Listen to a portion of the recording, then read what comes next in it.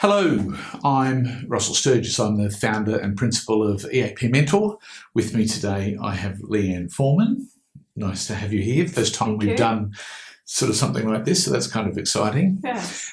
This is the 7th in a series of blogs that I'm doing around practical applications of mindfulness, mindful living, in other words. And today, what we're focusing on is mindfulness and homemaking. So this is the idea that what we're doing is proposing the whole notion that it's quite possible to be mindful as a homemaker. Absolutely. And in my written blog, I talk about the notion of going from home duties to caressing the home, and developing a whole different consciousness about how we approach the work.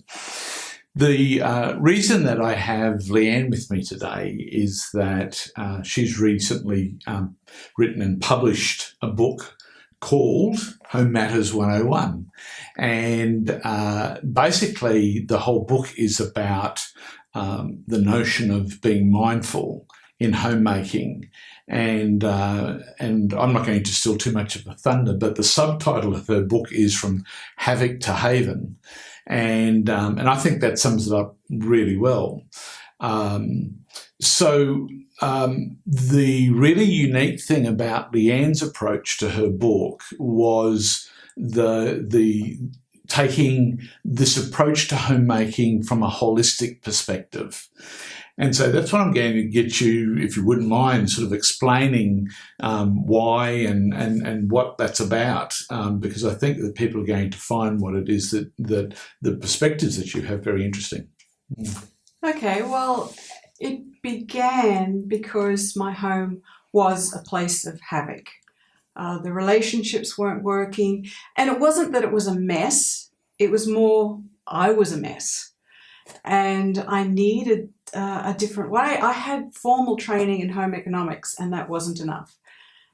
And it was more, I was looking at the physical aspects of the home instead of the whole approach, the mental, the physical, the emotional, and the spiritual.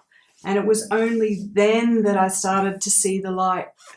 Hey, I can work this out if I concentrate on nourishing all those 4 aspects, not only for me, but my whole family. And it worked. I have gone from the havoc to a haven. I have a beautiful, peaceful home, wonderful relationship. So it took 8 years, but I got there. One of the things that we often talk about in the blogs and in the work is our definition of mindfulness. And our definition is remembering in each moment that you have the choice to be more loving to yourself, to others, and to the planet. And I know that you cover all those things because a big part of your holistic approach is the healing that's got to take place within you. Absolutely. That allows you to turn up and love your home. Absolutely. And love the people within the home. The most important being myself. I'd lost my self-confidence. I'd lost my self-esteem. And that was the biggest, most important step. If I could get myself more where I wanted to be, then that would flow to the family and then to the home. The home itself was the last aspect that was important. So, yeah. And of course, the thing that you mentioned is the impact on family. It's not just, it's you first. Yeah. And in this instance, it's then about your family. The next thing is that, obviously the more nicely presented your home is, the easier it is for people to come and visit. That's true also, yes. Creating that social connection. And I know that you also have a very high conscious regard for chemicals and the way that you clean the home in terms of being environmentally aware at the same time. True. Because I write in the mind section about how living in a clutter-free home helps the mind. And I kind of had that down pat. One of the physical aspects was reducing the toxic load on the body. So you look at your cleaning products, your self-care products, all those things that if you clean them out, you're going to clean out the body a bit. And therefore, the mind will have the advantage because it's more clear, because less toxic load on it. Yeah, just... So there's all these interplays between all of these dimensions. You know, I grew up in a home where my mum was a fastidious homemaker, and Leanne knows my mum, and home was always beautifully maintained. Clothes were always washed and ironed, and interestingly enough, I have 3 brothers, and it's rubbed off on all of us, and all 4 of us have a great amount of pride in how we keep our home and how we maintain the environment. And so this was, to me, was a really wonderful example of the way in which Mum was able to teach us and impact on us boys. In terms of how we turn up and keep our homes. And yeah, actually, true. Because my mum, she's the same, whereas she came from a mother who wasn't so much. But we reach a stage where we often say, do we follow the example that's been set, or do we go, no, I want something different? And this actually is an aspect I've pointed on it quite a few times in the reflection. What example have you had? Is it something that's going to serve you, or is there something better out there that will serve you better? Why don't you show everyone your book? Ta-da! Ta-da. It's not available in stores at the moment, but it is available from Leanne. And what's the best way if somebody would like to get a copy of your book, to find out about it or to get on to you? Actually, probably through social media, at Home Matters 101.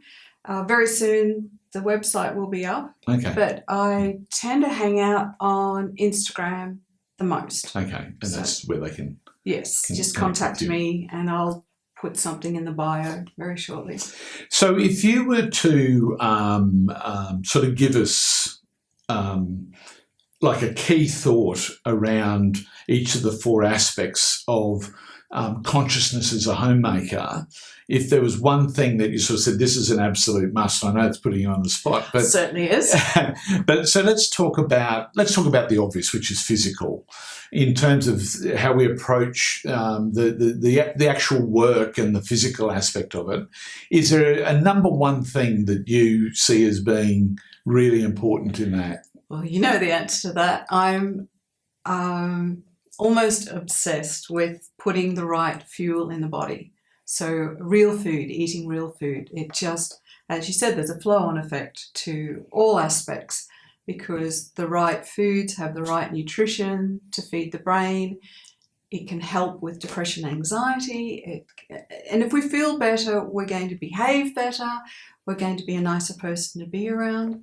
So yes, because it's a passion of mine, I would say eating real food. And good quality food and making that commitment to that is an act of self-love. And of course, true. What that does is it has a knock-on effect to naturally wanting to keep your environment looking healthier, as in your physical environment in your home, as an act of self-love. I think that there's sort of, if you're not looking after yourself, you're not going to look after your environment. Absolutely. And I love the social aspect of food, because it's a way we can show love to others by cooking with love, and just the communication around the table. We eat at the dinner table every night as a family.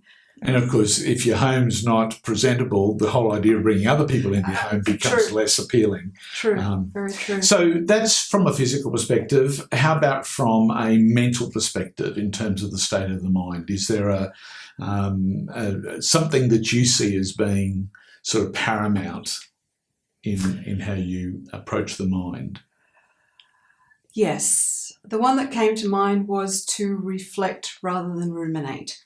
How many of us waste time over spilt milk, I suppose you could say, whereas I like the idea of looking at what's happened and you taught me this, looking at the gifts of even an undesirable outcome, and then forgive yourself most importantly for making perhaps not such a great decision, forgetting it and moving on, and knowing that you're going to do better next time with that decision. Otherwise people sit around, ruminate about this and that, and it doesn't help. It just doesn't help. Clear the mind for better stuff. I think that one of the biggest things about the mind is habits, and the fact that we establish habits around how we do certain things, so as a homemaker, my mother's habit in washing was that everything was hung out. I remember this. In a pattern, and she prided herself that somebody commented one day that her washing on the line was a work of art, and I reckon she's told me that a million times. But I think though that what we end up is with habits that may not be beneficial, and so I think one of the important things is learning what it takes to develop new habits.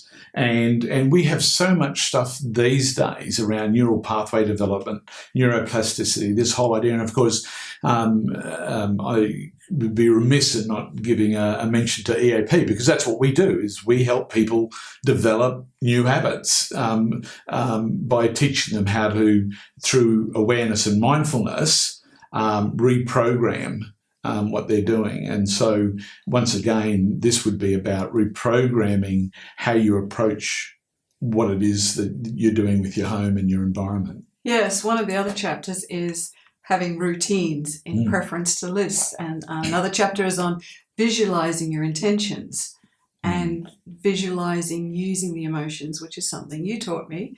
In fact, I would say, Russell, you were instrumental in this book happening, because I did EAP a few years ago now, and it set me on what I think is a really great path. I did recognise a few little sort of observations in there. I did ask your permission. Yeah.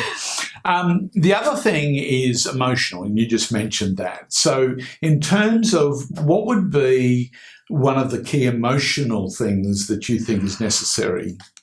Oh, it would have to be empathy. Empathy for yourself and others, but most importantly, empathy for yourself in recognizing that we all have a story. A story that has affected the way we operate, and discovering what that story is and being mindful of it, aware of it, then mindful about it, really, really helps. And it helps us be more empathetic towards others, realizing that they also have a story running, and that they're doing it almost on a robotic way about life, that they don't even realize it's just something that's programmed back there.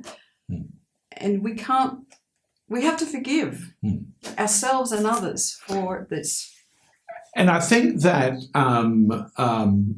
for me, joy, and I know you allude to that as well, is a really important part emotionally in terms of how we engage our home. And it's that ability to be conscious of creating a joyful space. And so, so some of the things that I've done, for example, is I maybe once a week I'll watch some news, and that's about it, because I just find nothing joyful about the news. I'm the same. I don't bother. Yeah, I have to get it from other people. Yeah, so dropping that sort of thing. I nearly every week I make the effort to go and buy a bunch of beautiful flowers, and you saw my beautiful sunflowers out there, and it's amazing how much joy beautiful flowers bring. But making the effort to do that, that takes some time. It takes a little bit of money, but it just fills me with joy when I see them, because they're just such happy flowers, and I have other ones that I bring in as well. That also you're showing self-love. Mm. You've given yourself a gift. Absolutely. A gift is something that brings joy. The other thing is the joy of walking into a home that's tidy and that's clean and that has beauty in it, which could be memories, photos of family and loved ones, or it could be memories of times where you've travelled, but to have a place beautifully sort of decorated with those things that once again help to raise that sense of joy. It does. And that's the one question I ask if decluttering. An object has to either be useful in that it brings joy, or uplifting, that it will bring joy, or useful. And hopefully it ticks both those boxes. But as you said, something that's in a display cabinet that reminds you of a trip or something special that somebody gave, it brings joy, and it's so important. So important, especially when there are children in the home. They want to have joyful memories. Yeah, more particularly. And of course the last one is spiritual. And so spiritual has a couple of elements. There's the obvious one, which is about sort of that deep spiritual sense of engagement. But spirit also relates to the word motive or motivation. And so I'm just wondering, in terms of how both that deep spirituality and motivation relates to homemaking, have you got any thoughts about that? Well, to me, the spiritual aspect is the way I connect with the world and how I see myself in the world. And it's connecting. One thing is to connect with nature. Another thing is to have gratitude, because a person with gratitude just has love. That you can't not love if you're grateful for something. Huge spiritual quality is gratitude, yeah. And that's the one I do concentrate on every single day, is the gratitude. And of course, one of the ways that we get to apply gratitude, particularly in the West, is that we have homes, that we actually have four walls, that we have the capacity to be living somewhere. I got to see the slums in outside of Cape Town in South Africa, and I've been to Haiti and places where, some places don't even have roofs over their buildings, and we have all of those things. There's so much we can be grateful for, and so I think that's a really important value in terms of our home. And of course, from that gratitude, you're going to be more conscious of wanting to look after your space and make it more beautiful. And you talked about motivation. Gratitude leads to love, and love, it's a motivating factor. It's the right motivating factor rather than fear. So it flows on. From a spiritual perspective, I have a meditation space in my home, which is a part of my daily ritual. And using that space and having that as a dedicated space in my home sets an atmosphere and a precedent for how I relate to the environment within my home. So basically, if you've got a practice of meditation and mindfulness, you're not going to be promoting or actively pursuing arguments and fights and those sorts of things within the home environment as well. And I think that whatever your relationship with the divine is, the fact that you can have things that are symbolic of that within your home, that represents your connection with God, whatever that is, whether that's nature or whether whatever religion maybe you're involved in, but the fact that you can have those things there to once again remind you of your relationship with God on a daily basis helps to set the energy both within yourself and within your home. So what we've done today is shared some ideas with you about taking a holistic approach to the role of being a homemaker. And I just want to say thank you to Leanne for coming and joining me today. Oh, thank you for having me. And is there anything else that you want to sort of finish up with, just in terms of your book or... Well, my favourite quote from the book is family connection is more important than house perfection. And because I feel that if you get the love and the connection, it will automatically flow through to more cooperation with getting the house as it should be, that is beautiful and welcoming. So, yeah. Cool. Thank you for that. Well, thank you for tuning in again. And if you want to know more about EAP, you can go to our website, eapmentor.com. On Facebook, go to Enhances Awareness Program. We have some great mindfulness tools on there nearly every week that you can access. We have a magazine, Mindfulness magazine, which is an e-zine called Living Mindfully, which if you get onto us, we can link you into that. Thanks for listening, and I'll speak to you again soon. Bye.